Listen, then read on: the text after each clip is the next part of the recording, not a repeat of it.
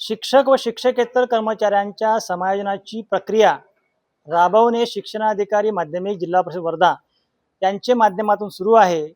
24 तारखेला समायोजन आयोजित केलेले आहे आणि त्या आक्षेप असलेल्या शिक्षक कर्मचाऱ्यांची सुनावणी आज शिक्षणाधिकारी माध्यमिक कार्यालयामध्ये आयोजित केलेली आहे। मुळामध्ये राज्यभर शिक्षकांची जी संच मान्यता आहे ते शिक्षक कर्मचाऱ्यांची संच मान्यता अजूनही अद्यावत झालेली नाही।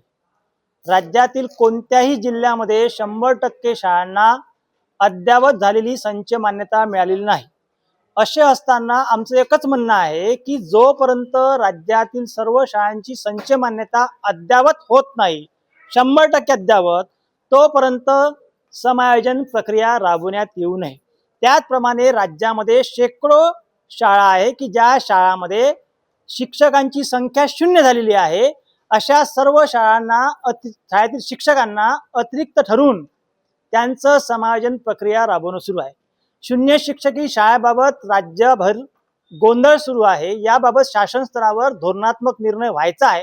आमचं एवढंच म्हणणं आहे की समायोजन प्रक्रिया राबवण्याच्या पूर्वी राज्यातील सर्व शाळांची संच मान्यता 100% अद्यावत करा व 0 शिक्षकी शाळांबाबत शासन स्तरावर धोरणात्मक नियम होऊ द्या।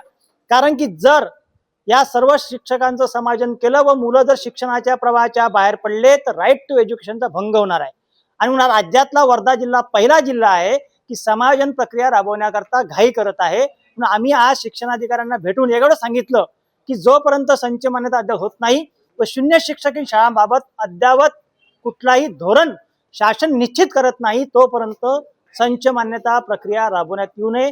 यासाठी आम्ही आज प्रहार संघटनेच्या वतीने शिक्षणाधिकाऱ्यांना भेट दिली व त्यांना सांगितलं की यापूर्वी सुद्धा या सर्व घिसाडघाईमुळे आम्ही शासनाला बहिष्काराचा इशारा दिलेला होता आणि हे सगळं समायोजन प्रक्रिया थांबली होती।